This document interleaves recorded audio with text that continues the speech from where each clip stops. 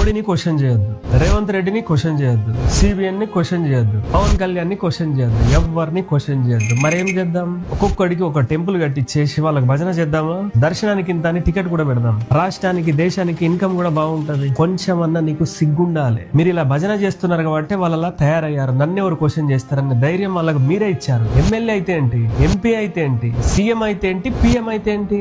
రాజకీయాల్లోకి వస్తే వాళ్ళకి కొమ్ములు వస్తాయా? ఒక్కటి గుర్తుపెట్టుకో, వాళ్ళు మన సర్వెంట్స్. మనం వాళ్ళకి పని చేయడానికి కాదు, వాళ్ళు మన కోసం పని చేయాలి. వాళ్ళు మనకి ఊరికే చేయట్లేదు, దానికోసం మనం వాళ్ళకి సాలరీ కూడా ఇస్తున్నాం. సరిగ్గా పని చేయకపోతే బరబ్బరి క్వశ్చన్ చేస్తాం. ఇచ్చిన హామీలు నెరవేర్చకపోతే నడి రోడ్ మీద నిలబెడతాం. 146 కోట్ల మంది జీవితాలు వాళ్ళ చేతుల్లో పెట్టాం. కులాల మీద, మతాల మీద టైం పాస్ రాజకీయాలు చేయడానికి కాదు. నీకు చేతనైతే వాళ్ళతో పని చేయించుకో, నీ హక్కులు అడుగు, నీ భవిష్యత్తు కోసం నిలబడు, లేకపోతే మూసుకొని కూర్చో. కానీ ఒకటి మాత్రం గుర్తుపెట్టుకో, క్వశ్చన్ చేసే వాళ్ళని డిస్టర్బ్ చేయకు. నువ్వు అమ్ముడు పోయావు ఎలాగూ, అందరినీ ఇలాగ అమ్ముడు పోరు కదా. ఓటు వేసేటప్పుడు లేని భయం, క్వశ్చన్ చేసేటప్పుడు ఎందుకు? ఇది డెమోక్రసీ. ఇక్కడ ఓటరే కింగ్. ఇది గుర్తుపెట్టుకో.